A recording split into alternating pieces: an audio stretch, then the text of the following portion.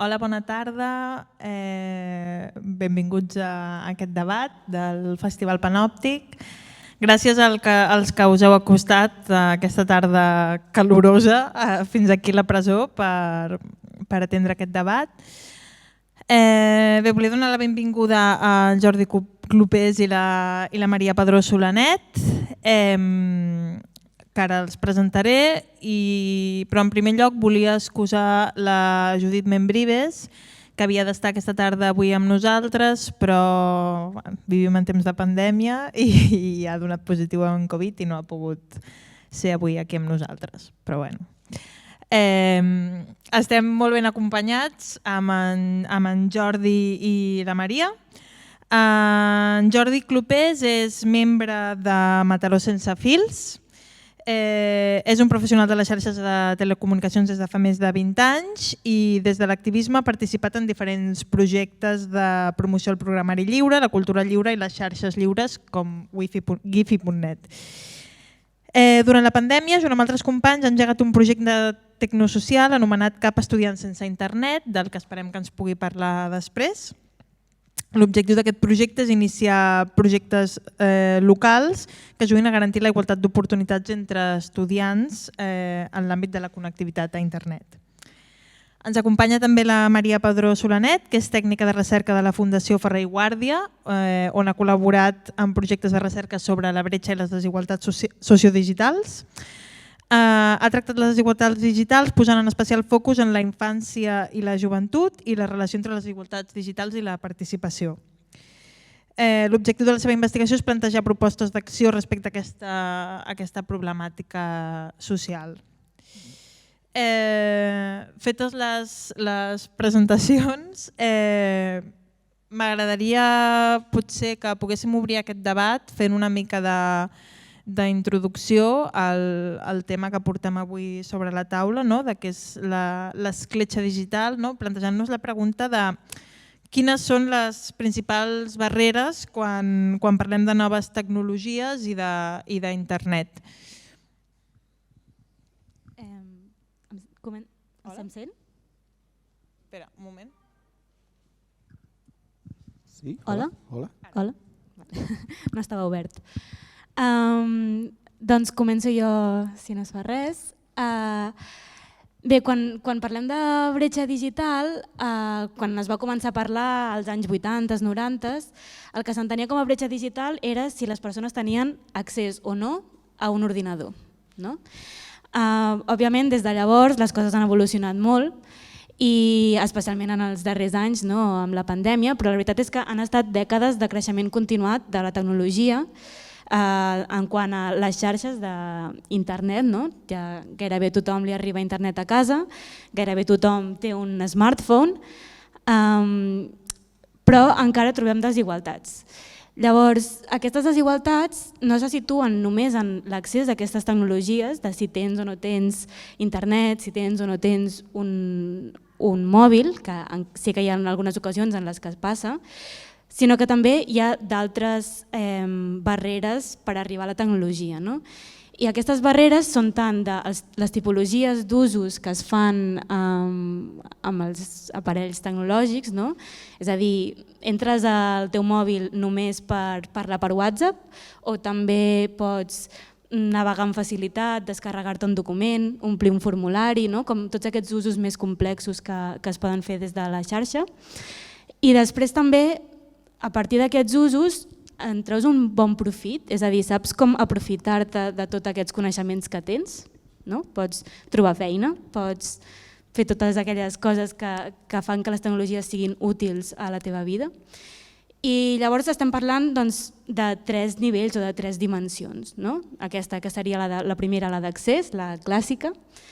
Després tindríem la que és la d'ús, de quins usos fas, com de diversos són, si ets intensiu. I després la d'aprofitament, de quin profit en treus realment als altres àmbits de la teva vida.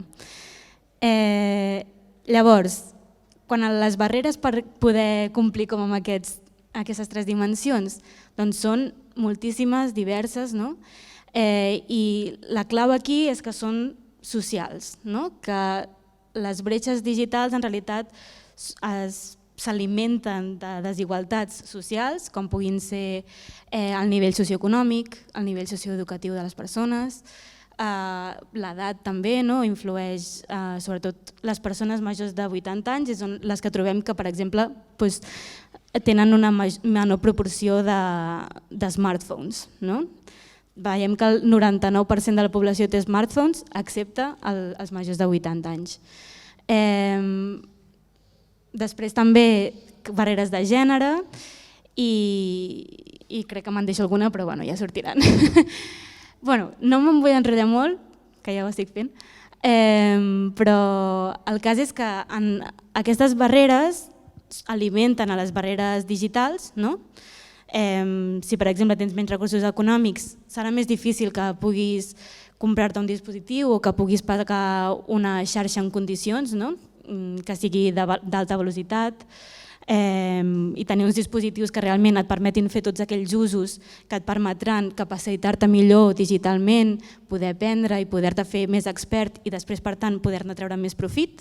És com tot un seguit de qüestions que es van alimentant unes a altres, i a la vegada el fet de tenir més capital sociodigital, és a dir, tenir més recursos digitals i més coneixements digitals, faran que també puguis situar-te millor dintre de les desigualtats socials, perquè si has pogut treure més profit i has pogut trobar feina, has pogut aprendre i totes aquestes coses, doncs estaràs també millor situat socialment. Llavors, potser ho deixo ja de moment i passo la paraula al Jordi, que em sembla que ell potser és més expert en el tema de la bretxa d'accés, però també amb totes les qüestions d'expertesa i sobirania, però no ho sé. Bueno, no ho sé. No, està molt bé, bona tarda a tothom, gràcies per estar aquí i no estar a la platja al Xiringuito, que està molt bé. No, bromes a part, sobre les dades que ens situes, una mica en el marc del problema de la bretxa, l'escletxa digital, no, error. Bretxa digital o fractura digital. Ups. Sí, no, el català correcte passa, que diu. Gràcies. Doncs simplement emfatitzar que no es tracta d'un luxe, o sigui, en el sentit que és un dret humà, vull dir, l'accés a la informació, a la comunicació, la llibertat d'expressió, vull dir, la bretxa digital, el fet d'estar en bretxa i tenir bretxa i estar exclòs afecta tot això. Ens eduquem a través d'internet, a través d'un ordinador, a través d'un dispositiu, amb el nostre coneixement de saber-lo utilitzar, vull dir, les tres grans bretxes, però vull dir que estem parlant de drets fonamentals. Vull dir, per això, més que res per situar el focus del problema on està. No es tracta en el fet de, ostres, mira, les persones més grans de 80 anys, vull dir, l'administració pública ens obliga a comunicar-nos amb ells a través d'internet, a fer determinats tràmits només a través d'internet, cada cop més.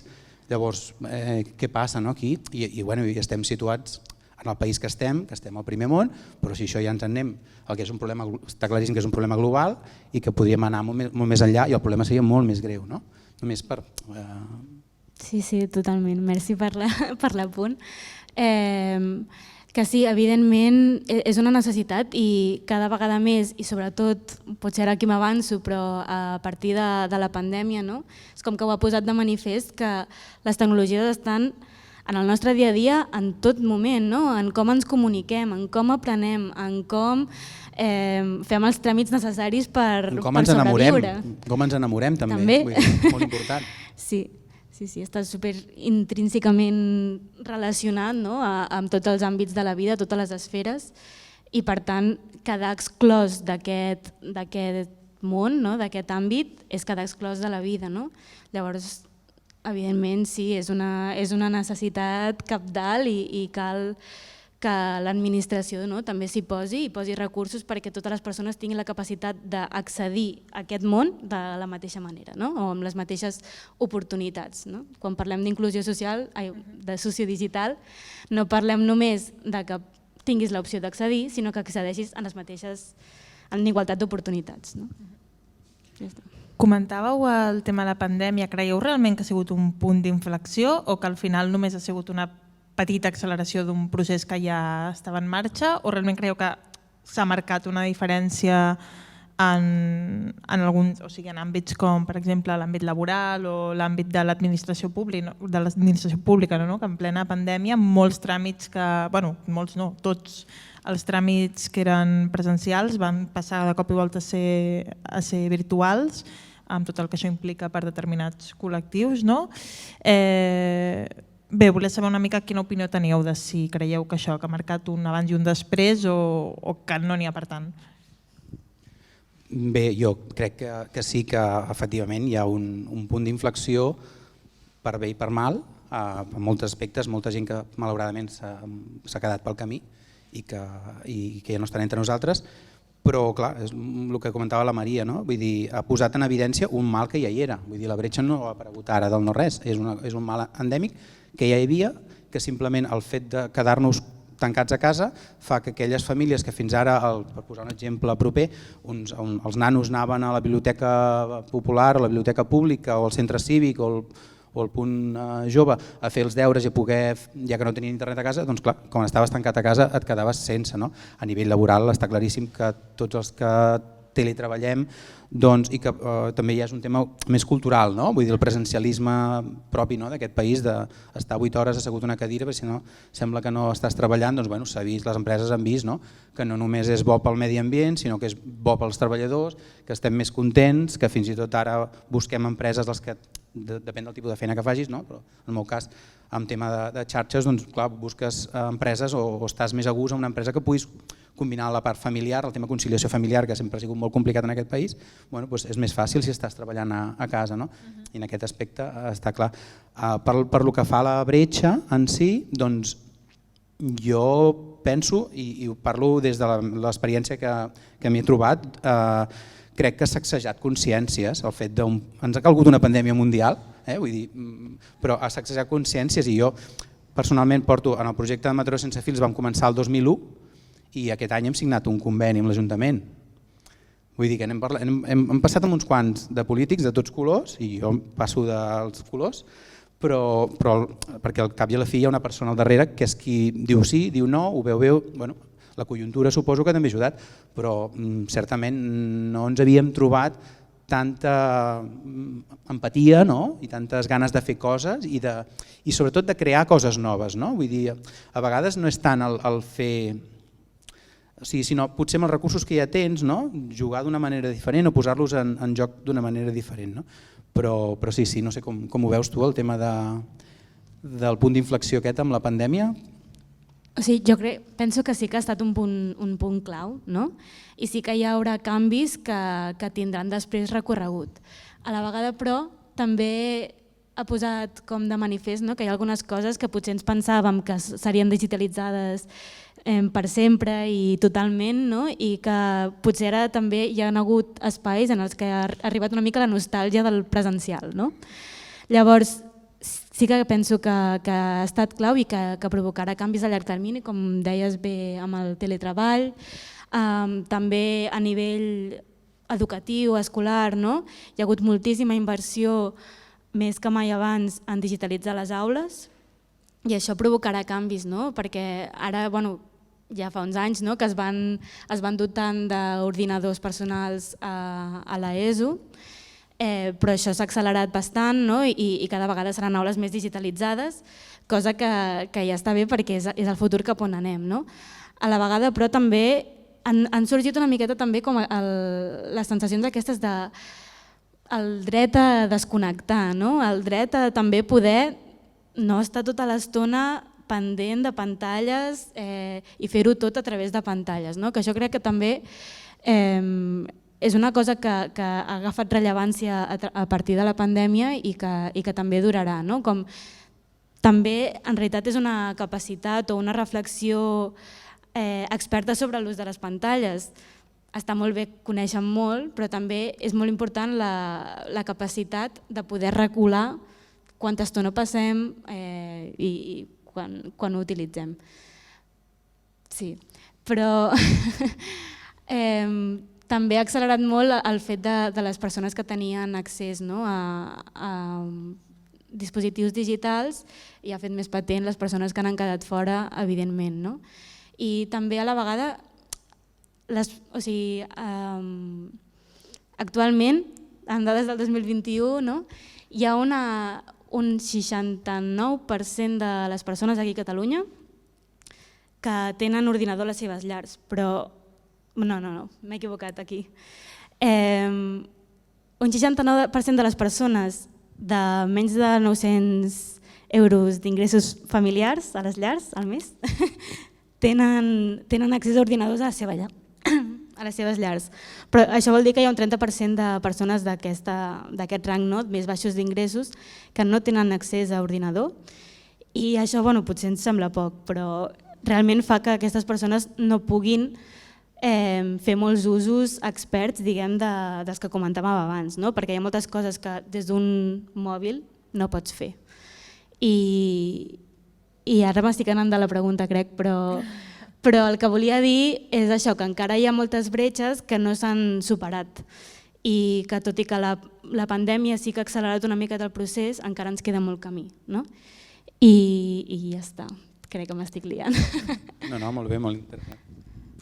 Jo volia enganxar-me a una cosa que has dit tu, Jordi, que parlaves de les administracions, no? I era un dels temes que jo pensava que és interessant que surtin, no? De quin és el paper que ha de complir l'administració pública o el govern, diguéssim, davant d'aquesta bretxa, no? Perquè hi ha com així exemples recents, se m'acut el cas aquest del Carlos San Juan, que va fer aquesta recollida de firmes per aconseguir que la banca seguís oferint una opció analògica per la gent de més edat, i que això al final va arribar al Congreso. Llavors volia saber una mica com és aquest equilibri entre l'activisme, l'administració, si ha canviat, si realment hi ha prou acció i consciència des de les administracions o és una cosa que deixa una mica més a l'àmbit privat. I també una mica fer la diferència, perquè una cosa és l'administració en si mateixa, que ja és un món, de tots els tràmits en els cas de fer en el sector públic i que cada vegada estan més digitalitzats i com si s'està estant a l'altura en això, i després hi ha la qüestió de quin nivell d'intervenció hi ha o hi hauria d'haver vers el sector privat i aquesta creixent digitalització per garantir el que dèieu abans, que és un dret humà, l'accés a la informació. Uau, superpregunta. Pregunta llarga, però així podeu parlar molt rato i jo no he de dir res més. A veure, jo puc donar la meva opinió, una mica el que m'he anat trobant, vull dir, per gustos colors, perquè de polítics som persones, vull dir, per si algú no ho sabia, ho són, no, és broma, però vull dir que te trobes gent de tot tipus, des de arran de la pandèmia, amb la campanya Cap a Estudiants sense Internet, doncs vam fer moltes reunions amb ajuntaments de totes les mides, Ajuntament de Barcelona, Ajuntament de Terrassa, diverses administracions d'aquí al Maresme, ens vam anar a l'Aragó, ens van trucar del sud de l'estat espanyol i fent una mica de què estàvem fent nosaltres. I llavors et trobaves de tot, i et trobes, entenc que de tot, polítics que moltes vegades és que no hi entenen, vull dir, com a moltes altres coses, perquè és un tema tecnològic, és un tema que hi ha diferents bretxes i també els afecta en alguns polítics. Llavors és complicat de vegades. Sí que és veritat que hi ha, i penso que, com comentava abans, hi ha més empatia, més bona recepció per determinades coses. L'únic que jo, on volia arribar és que hi ha, per exemple, què ha fet l'administració, determinades administracions, doncs han, entre cometes, subvencionat o pagat portàtils, el Departament d'Ensenyament de la Generalitat ha fet una inversió multimilionària en dispositius a les escoles, amb una connexió a internet, amb una SIM de mòbil perquè puguin tenir una connexió 4G als alumnes, etc. Diferents administracions locals també ho han fet, sobretot durant temps de pandèmia es va fer un esforç treballant amb diferents operadors que oferien a un preu popular aquests accessos i més o menys es va parar el cop dintre de la problemàtica que hi havia durant pandèmia. Però el tema està en que tu per un cost... O sigui, què passa quan l'administració deixa de pagar la factura? O sigui, tu deixes el portàtil i un dispositiu, en aquest cas, si se'l queda la família, no? Doncs ja està, ja tens un dispositiu. No? El coneixement és una cosa que acabes tenint, no? La capacitació digital, no? Que és la segona bretxa. Però la connectivitat d'internet, que és on jo m'hi he posat, si algú deixa de pagar la factura, en aquest cas Departament d'Ensenyament de la Generalitat de Catalunya deixa de pagar la factura a l'operador de torn, aquell internet desapareix. Llavors, tens l'opció A, que és subsidiar, o sigui, pagar, i mentre paguis aquella persona tindrà, aquella família, perquè tu li dones internet a l'estudiant, però darrere l'estudiant hi ha una família, hi ha un pare, una mare que fan recerca de feina, etc. Llavors estàs resolent un problema familiar, no? Però quan deixes de pagar deixa d'haver internet. Llavors jo la proposta des de Mataró Sense Fils que hem fet sempre als ajuntaments i administracions i diferents entitats amb les que ens ha tocat la porta és buscar projectes i promoure projectes que facin xarxa als barris, en els llocs, de tal manera que sigui les mateixes, per posar un exemple, les pròpies entitats del barri, les associacions de veïns, buscar els diferents agents que hi estan implicats en el barri per poder formar fins i tot persones dins del barri, fer determinats tallers que siguin alhora capacitadors i que alhora generin joves, en aquest cas, disposats a fer activitats de voluntariat en el propi barri vinculades amb les xarxes, de tal manera que eventualment, en el millor dels escenaris possibles, puguis tenir un barri connectat i en aquest cas aquests diners que has pagat no se'n van només a una operadora, sinó que serveixen per capacitar i per crear xarxa dins del propi barri. Una mica la recepta màgica nostra, que no té per què funcionar sempre, però una mica la idea feliç o el consell seria aquest, més enllà d'anar pagant la factura. Dins de Gifi.net, i poso un exemple molt ràpid i al final, alguns companys durant estius han anat al Sàhara a ajudar a connectar pobles perquè puguin trucar, fer una trucada des d'un telèfon IP a l'hospital o al poble del costat, etc. I fa mal de dir, i potser està políticament incorrecte dir-ho, però l'experiència que ells m'han transmès, i me'ls crec, és que moltes vegades aquests ciutadans, aquesta gent del Sàhara, han rebut tantes ajudes, o sigui, tantes, vull dir que no tenen més expectatives, molts d'ells, que el subsidi internacional, o sigui, que el rebre ajudes, que no hi ha més enllà cap ambició, perquè tampoc potser la veuen, i jo des d'aquí ho veig molt bé, des d'aquí, des de Mataró, tot es veu fantàstic, i des d'allà és que realment, vull dir, és molt fàcil de dir, però vinc a dir que no caiguem en aquest parany, no vull dir que no ajudem, al contrari, ajudem-los, però no simplement pagant una factura, fem projectes una mica més ambiciosos i enginyosos, vull dir, amb els mateixos diners, en comptes de pagar al superoperador de torn que posa les targes, doncs fem alguna cosa més. Abans de passar la paraula a la Maria, volia comentar-te només que de fet el projecte de Cap Estudiant Sense Internet parteix una mica aquesta lògica de comunitat, de compartir, d'obrir la xarxa, que és una lògica no tan top-bottom de l'administració paternalista que ha d'ajudar, sinó més de treballar a la comunitat i és una mica... Sí, a veure, hi ha diferents fronts d'actuació. Un punt d'acció del projecte Cap Estudiant Sense Internet i que va ser... Vam fer un hackathon aquí a Mataró durant el Covid i 170 projectes internacionals i la gent del mobile va dir hòstia, aquesta gent de Cap Estudiant està bé la idea que tenen. I bàsicament era una cosa molt senzilla, no vam inventar res. Va ser agafar un punt wifi i programar-lo de tal manera que per qualsevol ciutadà, simplement connectant-lo a la seva connexió a internet amb un cable, o sigui amb un vídeo, era agafar l'equip, vull dir que no calia ser cap expert ni cap teleco, vull dir, tu agafaves l'equip, el connectaves a la corrent i passaves un cable al teu equip d'internet. I amb això es creava una xarxa wifi nova dins del radi del teu veïnat, la teva escala gairebé, i es creava una xarxa que es deia Cap Estudiant Sense Internet i allà s'hi connectaven a les persones que prèviament s'havien donat d'alta en el projecte.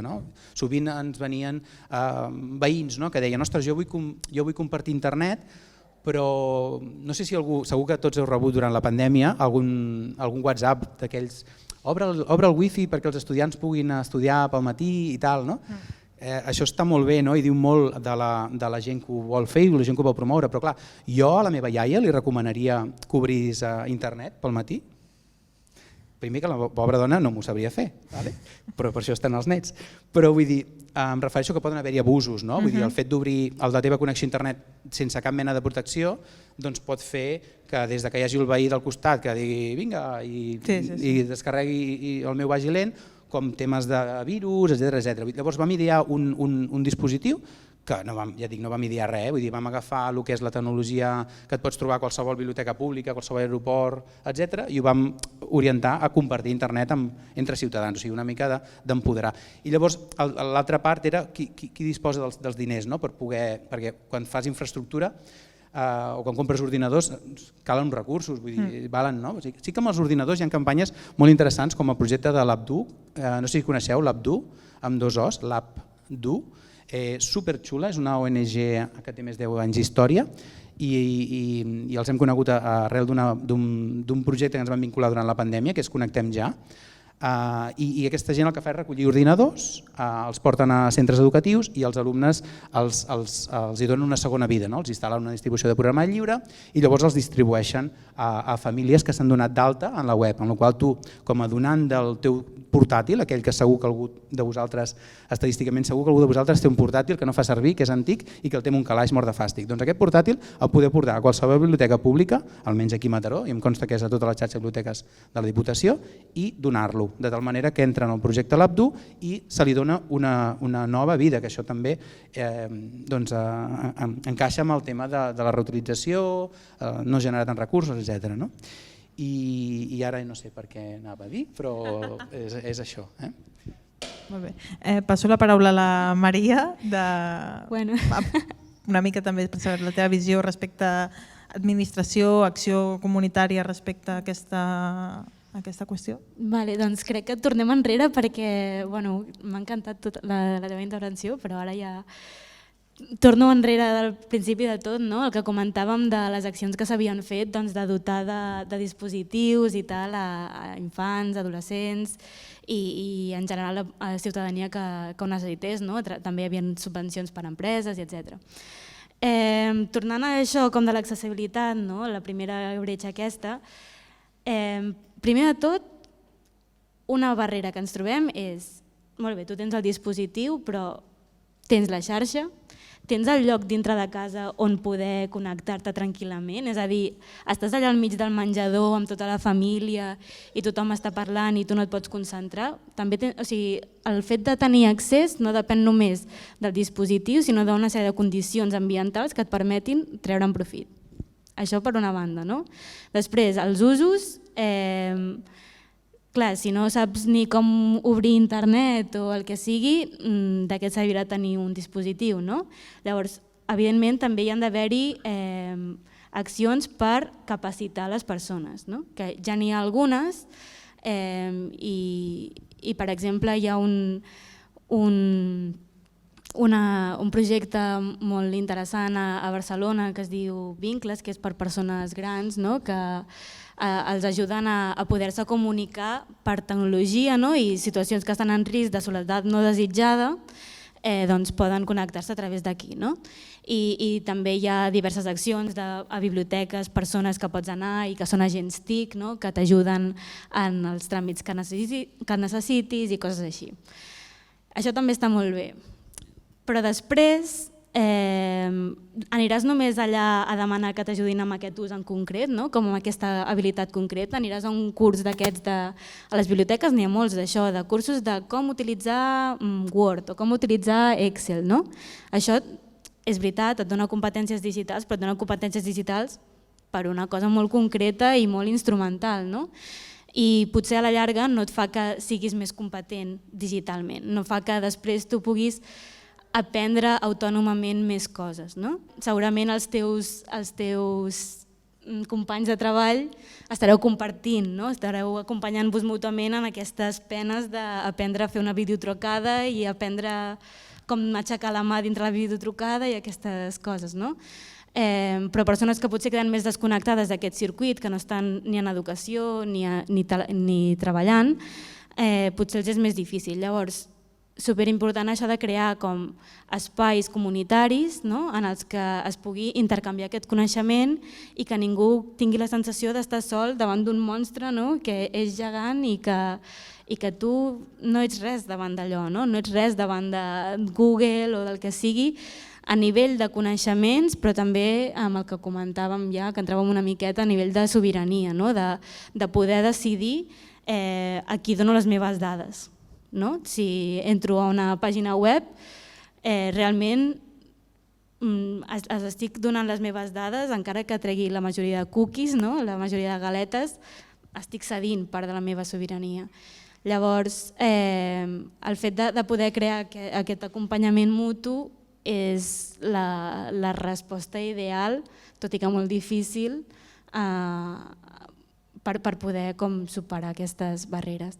I després també comentar com d'iniciatives que s'estiguin fent i així, la veritat és que n'hi ha bastantes, el que passa és que normalment són petites, no? O sigui, encara són com molts projectes pilot, moltes coses petites que has de conèixer per poder arribar-hi, perquè si no potser tampoc no surten pels mitjans tradicionals. Llavors, clar, jo a Mataró no m'ho conec tant, però que esteu fent aquí una labor superimportant. Però sí que a nivell de Barcelona sobretot conec, doncs sí que hi ha ateneus de fabricació, que són espais en els que hi ha com màquines en les que les persones poden anar i familiaritzar-se amb la tecnologia. Ja no només a nivell d'usuari com a l'ordinador, sinó fer com aquest pas més d'empoderar la persona perquè també pugui crear. Aquí és com un salt qualitatiu superimportant de tu no estàs només navegant, enviant un WhatsApp, fent una cerca simple a Google, sinó que potser comences a programar, comences a entendre millor com funcionen les coses des de dintre, i això fa que després siguis molt més capaç de fer altres coses, d'aprendre noves coses, de percebre també quins perills, quins riscos poden haver-hi, com superar-los i tot aquest tipus de qüestions. M'he enrotllat. Està molt bé. No sé, Jordi, si tu volies respondre alguna cosa. Estava pensant, tornant a la pregunta que ens ha fet, que he venido a hablar de mi libro i aquí ens hem anat. No, parlaves de les administracions, ens preguntaves molt concretament, pregunta què ha de fer l'administració i tal. Jo vull posar en valor perquè s'ha de fer. Vull dir, aquí a Mataró, l'Ajuntament i creu ara amb el nostre projecte i s'ha de dir perquè és motiu de gran regocijo i penso que està bé perquè no està fent una inversió molt gran en el nostre projecte, ens ha donat una subvenció que són 15.000 euros l'any, que no és diners, per nosaltres és un abans i un després molt gran, però el més important, més que els diners, de cara al nostre projecte, és la cessió d'espais públics. Nosaltres estem fent un projecte que està tramitant-se a nivell de llicències, perquè abans de fer una cosa, lògicament, amb un espai que és de tots, s'ha de fer, per posar equips wifi al barri de Rocafonda i al barri de Cerdanyola de Mataró, que pels qui no sigueu de Mataró són barris amb un alt índex d'immigració, rentes molt més baixes que la mitjana, etc. Llavors, ens cedeixen espai sobre el centre cívic perquè nosaltres puguem posar aquests equips i aquestes antenes. I penso que això és molt important perquè els centres cívics acostumen a estar a punts neuràlgics dins del barri, són on les entitats del barri van a fer activitats i fem xarxa als ciutadans i penso que és molt interessant. Llavors, una mica el que nosaltres li estem donant la volta, que a veure com surt, estem a les beceroles encara d'aquest projecte, però ens fa molta il·lusió perquè no volem simplement, en el cas de la connectivitat, jo parlo de connectivitat, que és el que fem, és posar internet gratis a l'estudiant o la família que no en té. No només és això. Nosaltres la idea va una mica més enllà, vull dir, no tenim un múscul per dir Mataró, 130.000 habitants, està tot pagat, aquí em falta internet, ho posem nosaltres. No podem fer-ho, no tenim aquest múscul i penso que tampoc seria bo. El que sí que volem fer a través d'entitats que estan a peu de carrer com Càritas o els serveis de benestar social del propi Ajuntament o la pròpia Generalitat, a través d'aquests treballadors socials i aquestes educadores socials que coneixen les famílies, que a veure, jo soc tècnic, no tinc aquest coneixement del terreny, no? Jo puc aportar la solució tecnològica, però hem d'anar als tecnòlegs de la mà de la gent que està a peu de carrer.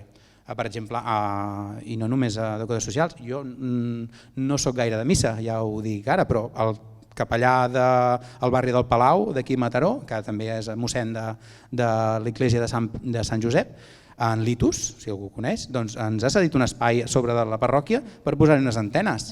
I fantàstic, perquè allò toca a la plaça del Palau i allà estan les antenes esperant que anem a connectar famílies. Vull dir que és una cosa, com veieu, molt transversal. No? I on te volia anar a parar és que la idea feliç, de veritat, no és posar internet gratis a qui no en tingui, sinó fer que aquesta persona, aquesta família, aquest estudiant que no en té, s'impliqui amb alguna entitat del barri, com una espècie de banc del temps, de dir, mira, et posem aquesta connexió a internet, però tu hauràs de buscar dins d'aquest ventall d'hores, que n'hi ha per tots els gustos i colors, doncs per estar en aquella biblioteca de l'associació de veïns una hora determinada a la setmana. No sé, determinades accions que fan xarxa en el propi barri, que ja no és t'ho dono gratis, sinó m'acosta un esforç, no econòmic, però sí en temps, que és més valuós el temps que els diners, i té aquest doble factor, penso, positiu. Vull dir, és una idea bona, primer perquè fas xarxa dins del propi barri, i segon, col·lateralment també, és un sedàs. Vull dir, l'amante del todo gratis, això és gratis on jo vull, te'l treus del mig, amb tots els respectes, però si tu no ets capaç d'invertir una hora a la setmana de la teva vida, per posar un exemple, a ajudar amb una entitat del teu barri, no tens bretxa digital, realment no tens aquesta necessitat d'internet. Tu t'has apuntat possiblement, home, si és un cas molt determinat, que les educadores socials i tal diuen, ei, no, escolta, però generalment una hora a la setmana tothom més o menys en pot disposar. Doncs sí que és veritat que et treus de sobre, entre cometes, a tots aquests amantes de lo gratis. Com que és gratis, doncs m'apunto. I et quedes, i el múscul l'apliques a realment a qui ho necessita, que té aquesta disponibilitat de fer aquest esforç i qui realment repercutirà en el barri en positiu. Llavors, penso que tot li dona molt de sentit. Aquesta idea ens la va donar una persona de l'associació de veïns d'aquí de Rocafonda, de Mataró, i ostres, una persona activista del sector de l'ensenyament durant molts anys, i trobo que la va clavar. I ho estem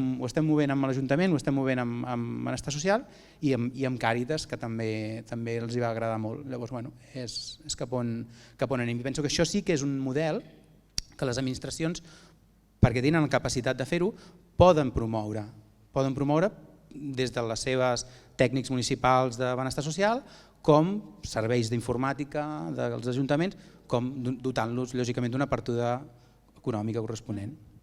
És molt interessant això que portaves. No sé si la Maria volia comentar alguna cosa al respecte o alguna altra cosa diferent. Em sembla interessant, tot i que potser no acabo de coincidir, potser sí, no ho sé. No, que jo penso que en realitat potser ara mateix no hi ha els recursos, però a la llarga sí que hauria d'haver-hi internet gratuït per part de l'administració per tota la població. No sé com de lluny ens queda aquesta proposta, però sí que hi ha altres països en els que ja s'està aplicant i penso que sí, que hauria de ser al final un dret. L'altra qüestió és que... Ho diuen els ODS del 2030. Exacte. Les Nacions Unides diuen s'ha d'anar aquí, internet universal, no ho diem... Però a veure si arribarà, que aquests objectius sempre es diuen però després no sé si s'aplicaran, però com al ser un dret que no fos sense res a canvi. A la vegada però em sembla superinteressant la proposta aquesta d'incentivar com la participació comunitària i també crear xarxes, que al final també és una cosa que en certa manera també veig com que està relacionada, perquè a vegades es diu que internet potser a vegades ens allunya, ens atomitza, ens fa que estiguem potser més pendents de persones que estan a l'altra punta del món que no la gent que tenim en el barri, i en certa manera facilita que es deixin d'haver-hi tantes relacions comunitàries. Llavors, el fet de poder contrastar aquestes dues coses com, entre cometes, oposades, l'internet que ens allunya, però la xarxa comunitària, que és el que li fa que li doni sentit, això sí que em sembla molt interessant. Però això, que de cara al futur i quan hi hagi inversió pública de veritat, potser sí que gratuït i de qualitat. Clar, l'internet en si pot ser gratuït, però el fet de que tu t'arribi internet a casa seva és perquè hi ha unes antenes que algú les està mantenint, perquè al no ser un operador, diguem-ne, a l'ús, nosaltres a Mataró Sense Fils formem part som una secció local de la Fundació Quifi.net, que ha estat constituïda com a operador de telecomunicacions per poder operar, però vull dir, som voluntaris, jo sóc un voluntari, llavors a qui li vull donar les meves hores, no? Això sí que ho puc triar, l'internet per tothom. Ara, tu pots muntar tu l'antena o les antenes aquestes del barri les muntem entre tots, o els que no en saben, perquè tècnicament no en saben ni potser en volen saber, doncs, a través de determinades accions, vinculant a entitats del barri. Jo us volia preguntar també una mica, portant-ho no tant al terreny de l'accessibilitat com per parlar una mica també d'usabilitat i de responsabilitat privada també del sector privat, us volia demanar una mica també l'opinió, perquè si parlem d'internet, o sigui, per internet, de la connectivitat o de l'accés a la tecnologia com un dret, hi ha també una responsabilitat privada a l'hora d'oferir eines que tinguin una bona usabilitat pels usuaris. No sé si m'estic explicant, no m'estic fent aquí la pitxa un lío, però espero que m'entengueu. Em refereixo a si s'ha de legislar també en aquesta línia, en obligar una mica al sector privat a si sotmeten les empreses a un procés de digitalització, si han de ser també obligades o bé a oferir una alternativa analògica, que això també és un altre tema que us volia plantejar, en plan de molt bé la digitalització, però hem d'apostar només per formar o hem d'apostar també per mantenir una finestra analògica pels que no vulguin sotmetre's a aquest procés? O sigui, una mica també què opineu de si s'ha de legislar en aquesta línia i obligar a, no ho sé, una empresa privada que de cop i volta el seu negoci és digital, a oferir aquest acompanyament que igual no ha de recaure sempre en l'administració pública o amb l'acció social? No sé què opineu d'aquest tema. Bueno, per mi la resposta és evidentment sí que s'ha de legislar. De fet, l'àmbit del dret, no sé com se li diu, dret digital o no sé com es diu, però és dels àmbits del dret que està com en més desenvolupament perquè ara mateix és una miqueta la selva, no? Cada vegada sí que hi ha com més iniciatives i de fet a nivell català s'està realitzant porta anys en desenvolupament la Carta de Drets i Responsabilitats Digitals de Catalunya, que és una carta una miqueta oberta, té processos participatius. Jo precisament he estat participant anant a centres educatius de tot Catalunya per preguntar als infants i als adolescents quins haurien de ser els seus drets digitals. I ells demanaven accés a internet i tal, però també el que demanaven més era seguretat a la xarxa, que les seves dades no les tingués una persona desconeguda o que estigués clar què passava amb elles quan entraven a una pàgina o es descarregava una aplicació. També demanaven molt el fet que poguessin esborrar la seva petjada digital, que quan tu has penjat una fotografia a una xarxa social, tu després realment quan l'esborris que no quedi a internet flotant en allà. I això és una cosa que és molt difícil de regular tal com és internet ara, però és una necessitat que s'ha de fer i és com imperant i urgent. I després també m'has fet pensar en el tema de qui està al darrere del disseny de totes aquestes eines digitals. Són uns senyors blancs que estan a Silicon Valley que no tenen cap problema a la seva vida, entre moltes cometes, però són persones que en general no estan en situacions que hagin conegut de primera mà situacions de vulnerabilitat o de problemes d'accessibilitat, també hi ha un problema de persones amb discapacitats o funcionals que potser no tenen accés a certes eines perquè no hi ha unes versions d'aquelles eines a les que puguin accedir. Llavors, per una banda, legislar.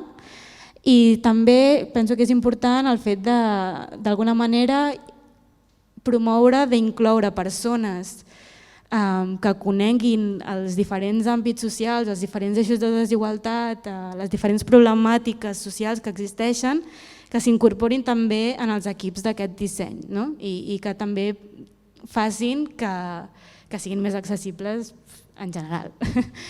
I bueno, potser amb això ja me n'estic anant una miqueta a la pregunta anterior, però no només en el disseny d'eines digitals com en les coses fredes, no tecnològiques, sinó també quan estem fent intervencions amb persones que ensenyen a capacitar, que estan com de tu a tu, també és important que siguin persones en les que les persones usuàries, o sigui, qui rep la formació, es pugui sentir identificat, pugui connectar, no? I en aquest sentit també em sorgeix el tema de la bretxa de gènere, no? De la tecnologia, al cap i a la fi, històricament, tradicionalment, ha estat un àmbit molt masculinitzat i a l'hora d'intervenir és superimportant també oferir referents femenins, no? I sobretot quan estem fent intervencions amb petitons, no? Amb infants i adolescents, que la persona que li ensenyi com programar no sigui sempre un noi de 20-30 anys, no? Que també hi hagi noies, que hi hagi dones grans i que es mostri aquesta diversitat i que una nena pugui imaginar-se ella mateixa com a programadora o com a, no sé, telecomunicadora o qualsevol professió també dintre de l'àmbit tecnològic. Ja està. Vale, no, molt bé.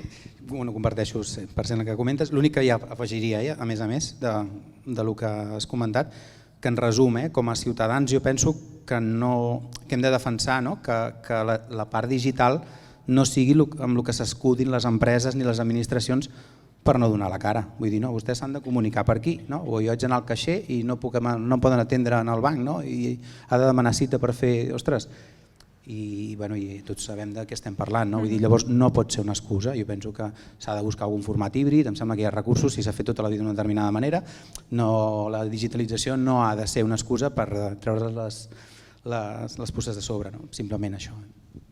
Totalment estic d'acord. Ui, puc dir una cosa més? I tant, per descomptat, faltaria més. És que ara també m'has fet pensar en l'àmbit de la participació ciutadana, de la participació política. No sé si algú d'aquí ho coneix, però hi ha des de fa temps desenvolupant-se una plataforma de participació política que es diu Decidim i la idea és que cada vegada sigui més majoritari o que s'utilitzi més aquest tipus d'eines que són plataformes per participar, per decidir sobre com s'inverteix en els pressupostos de l'Ajuntament. Si vull una plaça al costat de casa o si vull obrir una iniciativa per proposar que es faci un festival, que el Festival Panòptic duri més dies, no sé. O que hi hagi més gent contractada. No sé, el cas és que el fet d'aquesta participació també política que es pugui fer a través d'internet és una cosa que crec que cada vegada serà més al futur, però aquí també és interessant veure que no només aquesta participació s'ha de donar en digital, sinó també és superimportant el fet de mantenir aquest equilibri amb els espais també presencials o híbrids, perquè al final hi ha algunes coses del presencial que sí que no te l'ofereix el digital o que és més difícil.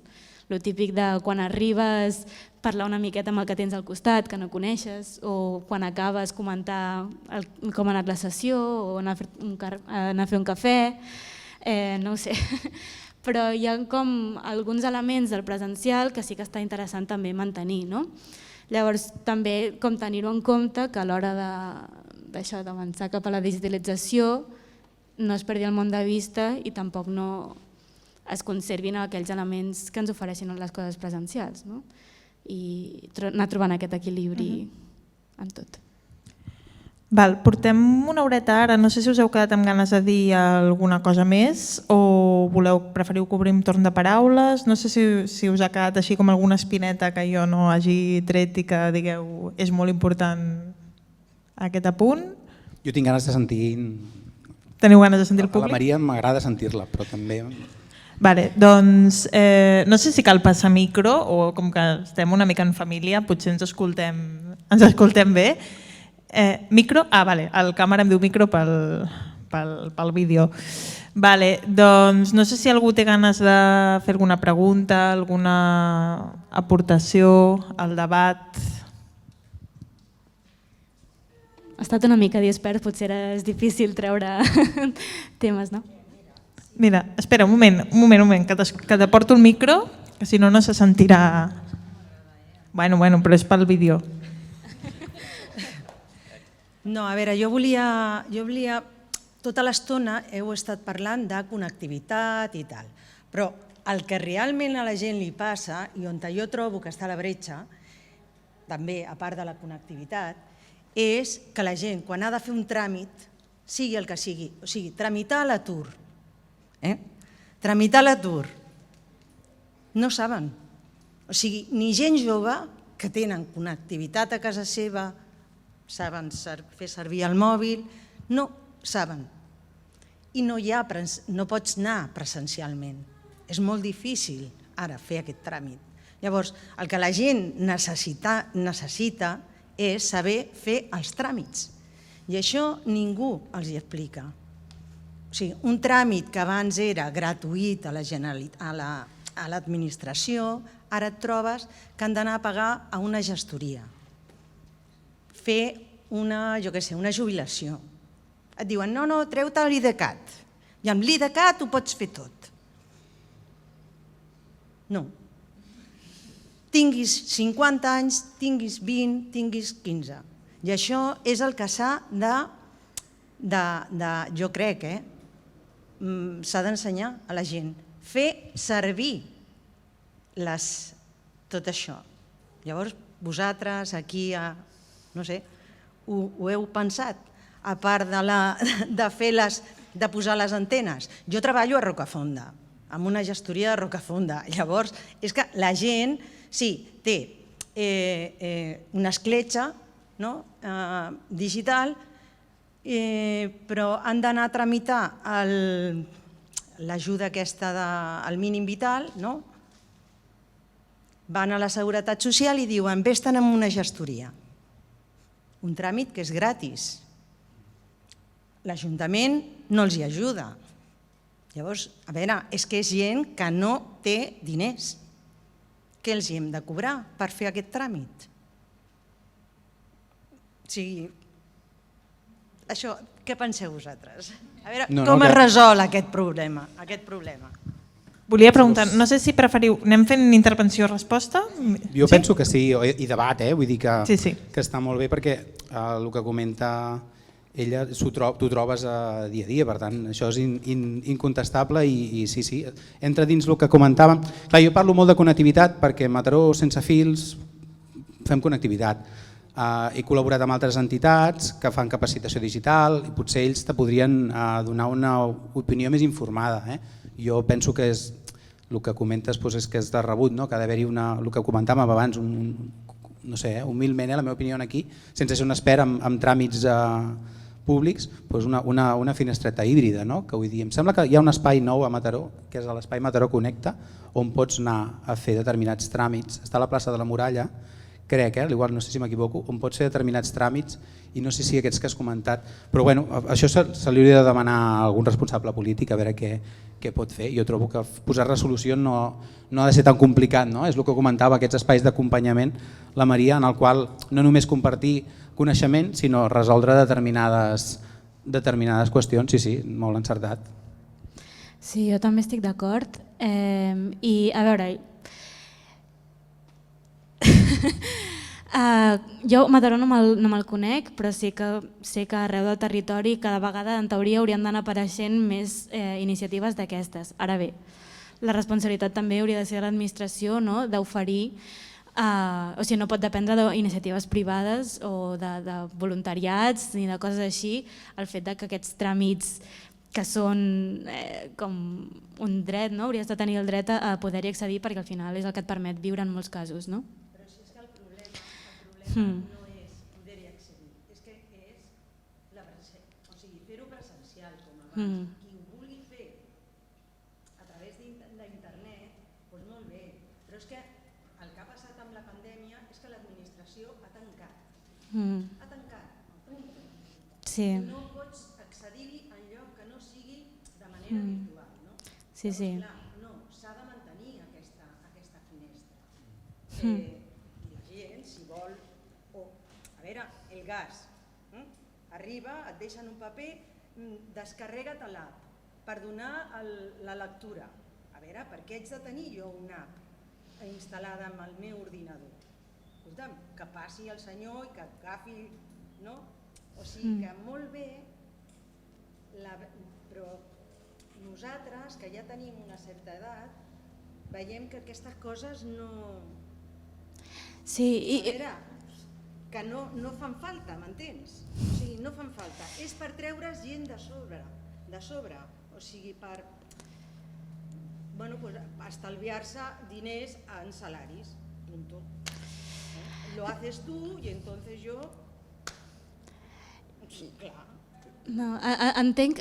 Volia dir dues coses. Primer de tot, del que havies comentat abans, de que no eren només la gent gran, no? Que també ens trobem persones de... Bueno, jo mateixa tinc problemes, no? Jo no em considero jove, tinc problemes també per fer qualsevol tràmit digital perquè al final la burocràcia en general és complicada i a més quan no tens com aquest suport d'una persona en presencial és molt difícil.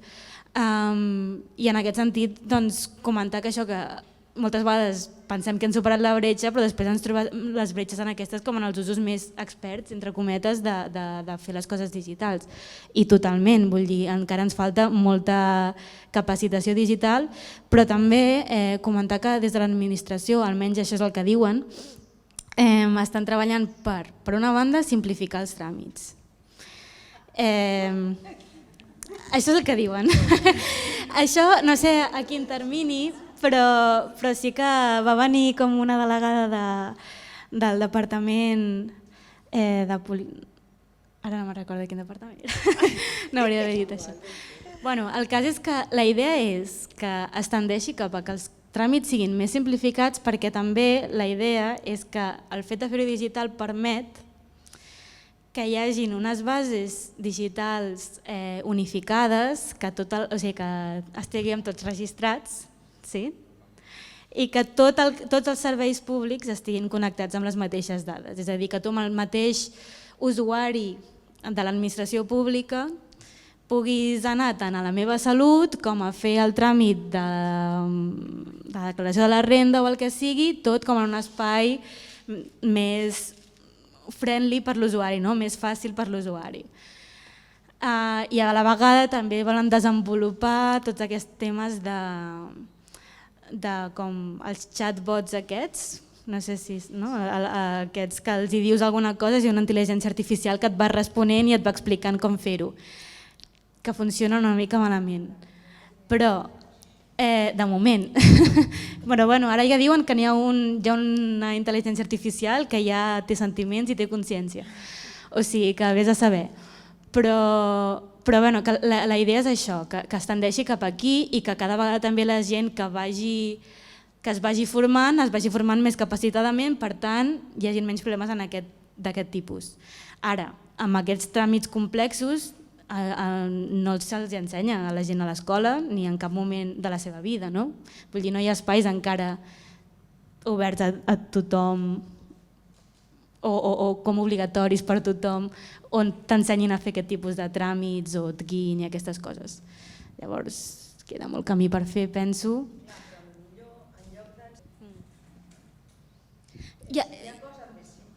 Ja n'hi ha d'iniciatives així. O sigui, a Barcelona, a tota la xarxa de biblioteques de Barcelona, tu pots anar i hi ha persones dedicades a ajudar-te amb aquestes coses.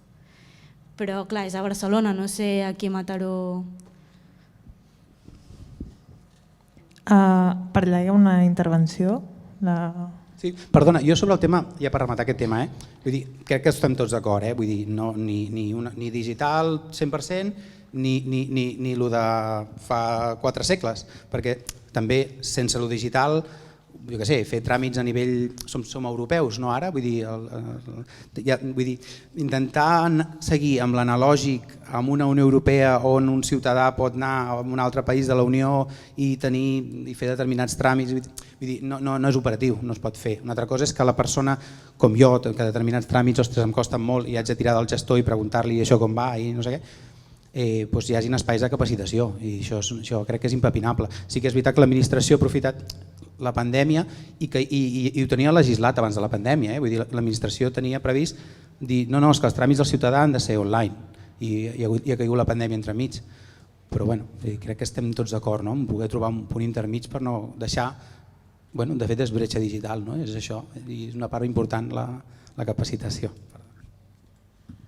Hola, em dic Victòria, perdó.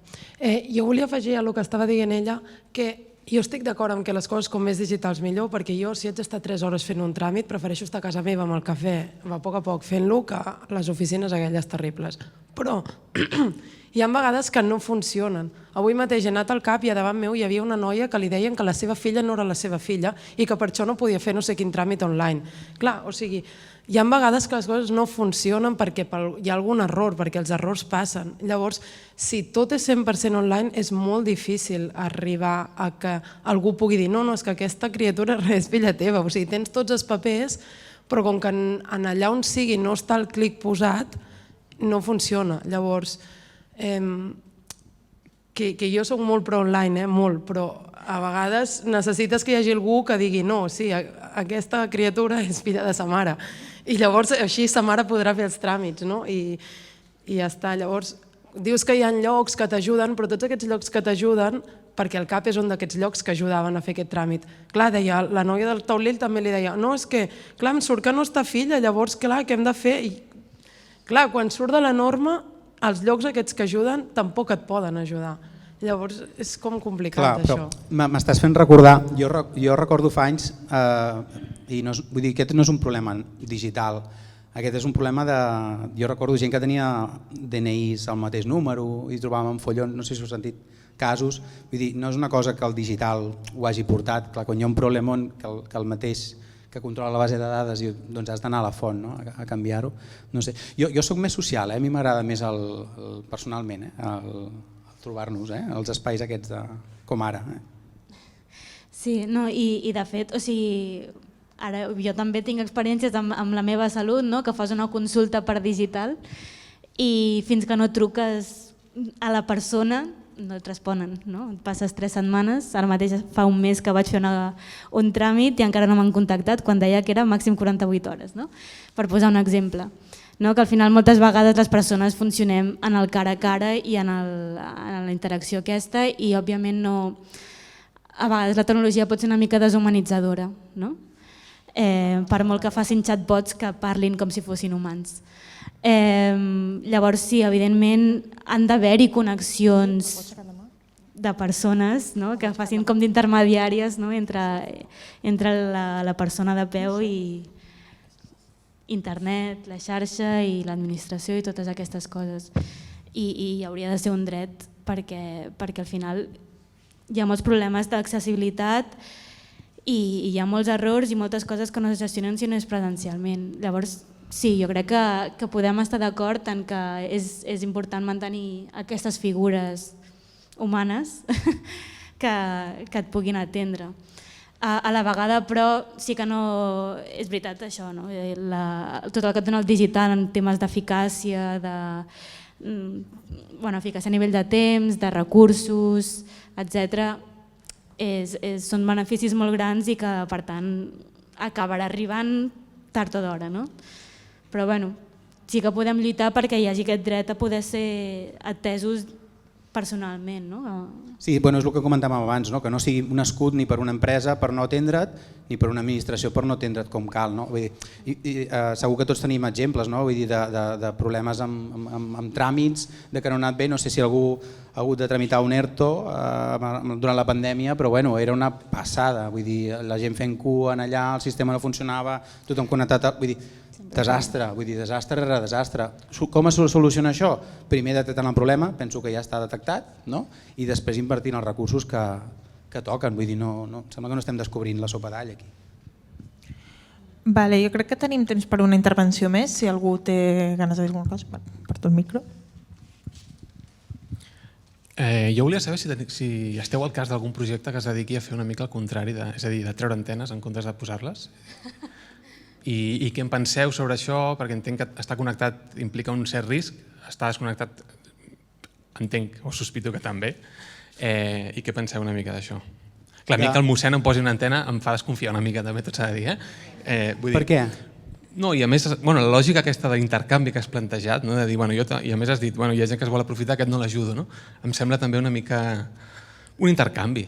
No em sembla molt cooperatiu, sinó simplement és una relació d'intercanvi i em fas... No sé, no acabo de... Però bé... Però anem a pams. Sí. Hòstia, m'has fet la pregunta al final, tu.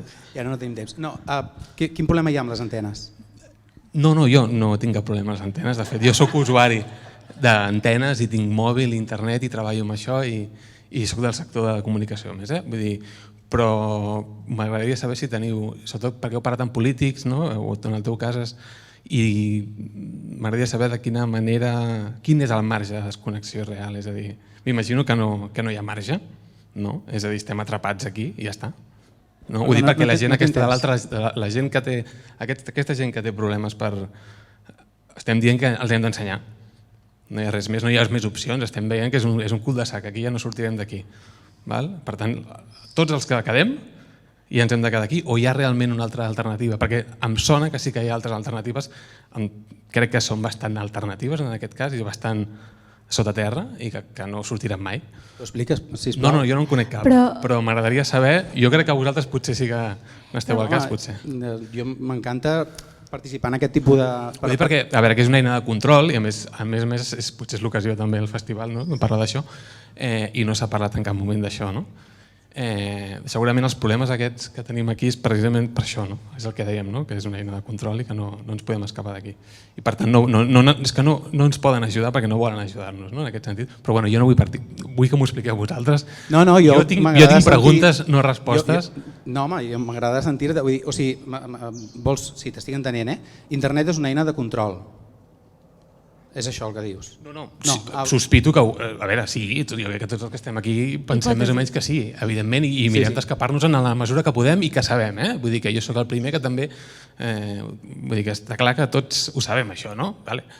Aleshores, és possible? Hi ha un marge de... I no estic pensant tampoc en una comunitat allò... És que és com sembla una sèrie de Netflix, això d'aquesta... Vull dir, no, és real això, es pot passar?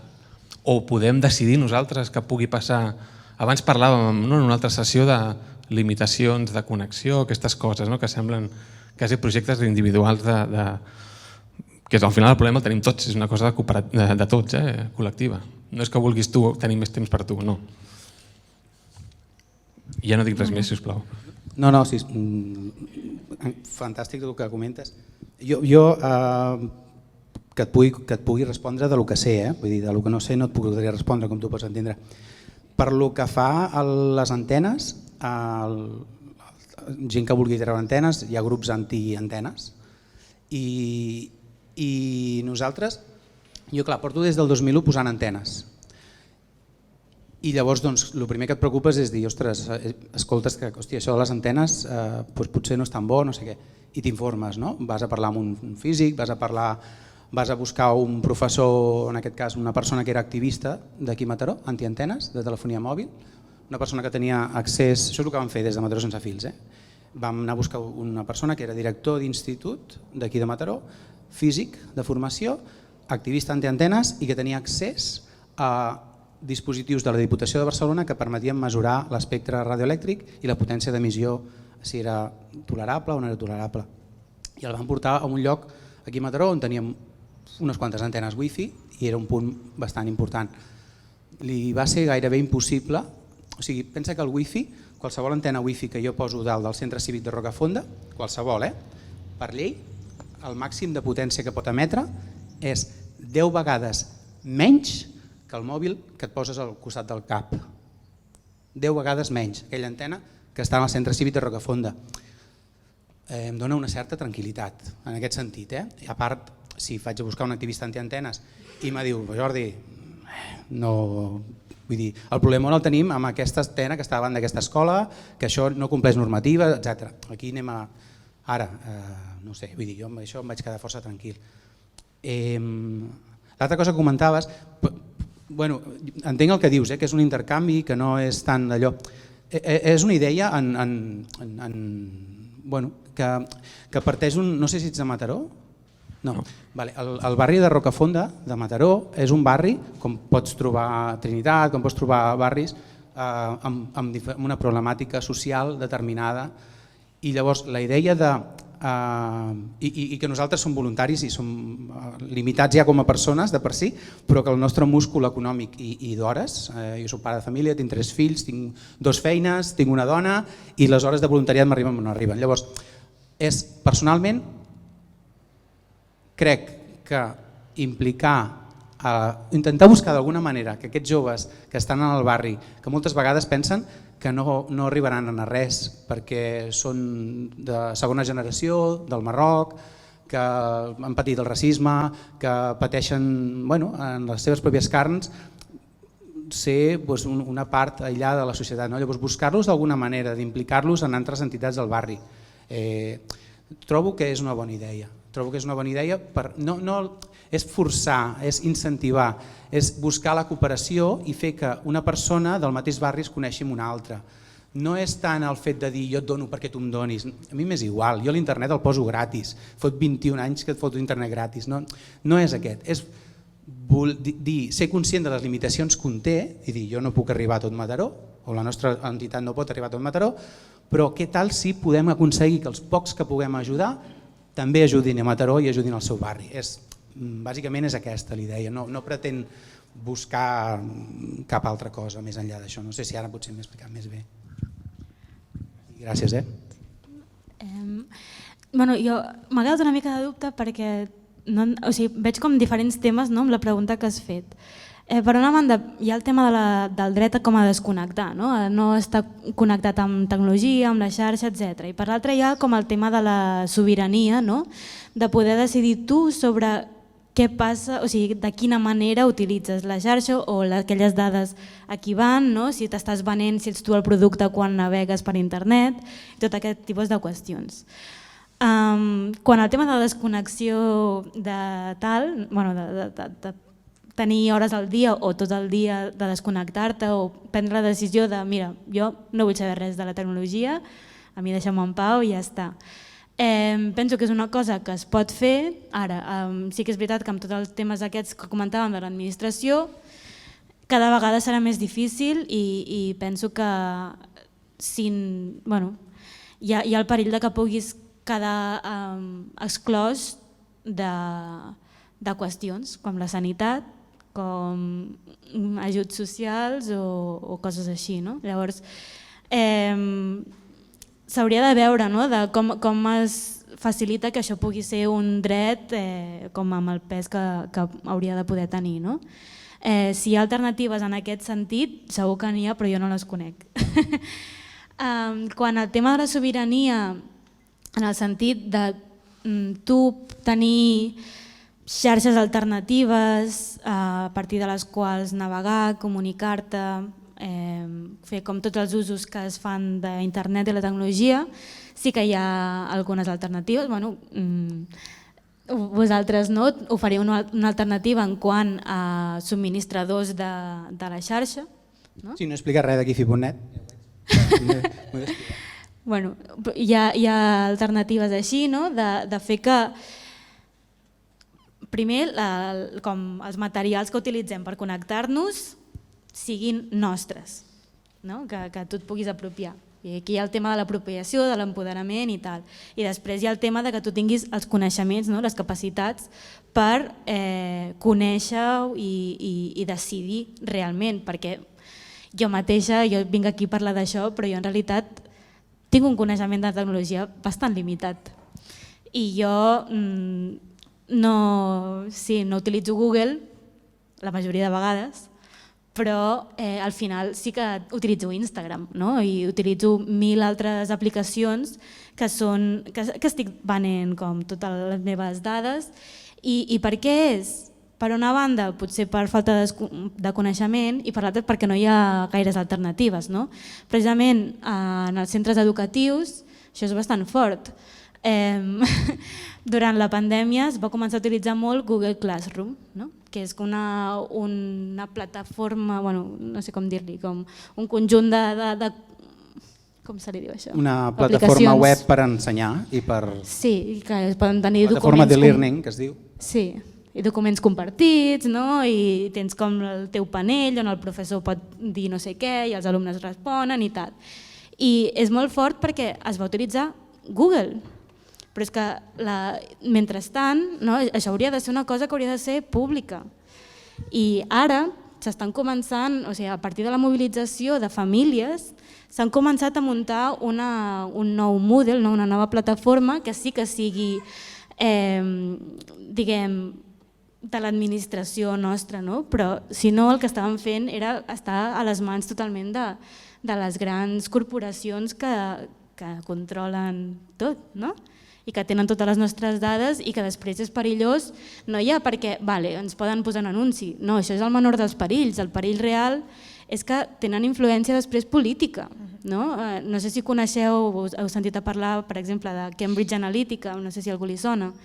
Cambridge Analytica és una empresa d'anàlisi de dades que el que fa és utilitzar totes aquestes dades per saber com vendre idees polítiques a les persones. O sigui, Trump va guanyar la seva campanya a partir d'utilitzar Cambridge Analytica i saber a qui posar-li aquell anunci a Instagram, posar aquella notícia, totes aquestes dades permeten una manipulació de la població super heavy, no sé. I això és el perill real en el que ens estem enfrontant. No que gràcies a la personalització dels anuncis ara compri més no sé quin producte o això, que també pot ser un perill perquè al final també hi ha els monopolis d'empreses que s'aprofiten d'aquestes dades. Vull dir que és tot un conjunt de grans empreses que es van retroalimentant. M'estic enrotllant molt, però ja està. De fet, ara que explicaves això he pensat que abans volies tirar d'un fil i he dit no estiro aquest fil perquè ens anirem a un altre. Quan parlaves això de Google, que un altre tema que em sembla molt interessant és el tema de si les administracions públiques haurien de treballar amb empreses com Google o s'hauria de fer aquí una aposta forta pel programari lliure, que és el que hauria d'estar passant, que moltes administracions desenvolupessin les seves pròpies eines i no fessin servir eines de grans monopolis internacionals com és el monstre de Google. Però això potser ens ho guardem per una altra xerrada o apuntem amb l'Elisenda per l'any que ve, perquè aquest tema encara no l'hem tocat en cap edició, el tema del programari lliure i de com fer la lluita contra les grans corporacions d'internet.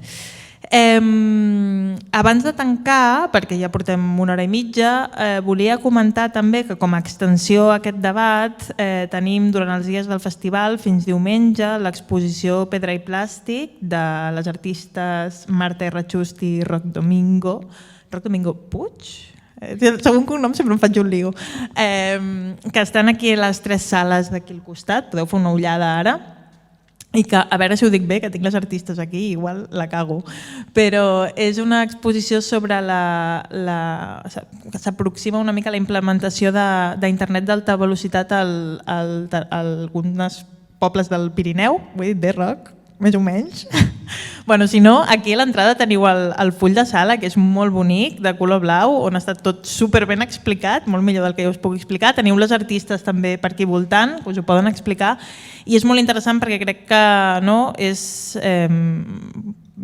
que amplia una mica el tema aquest que hem tractat a la xerrada i que és una mica el fil conductor d'aquesta edició del festival sobre desigualtats digitals i sobre accessibilitat, etc.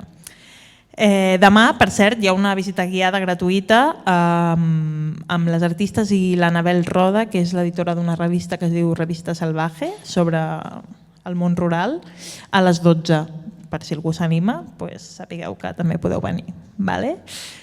I dit això, només em queda agrair molt a la Maria i al Jordi per haver-nos acompanyat avui. Crec que ha sigut un debat superinteressant i res, espero que l'hagueu gaudit també vosaltres. Moltes gràcies. Gràcies a vosaltres per convidar-nos, un plaer. El mateix dic. Gràcies. I a la participació també, molt interessant.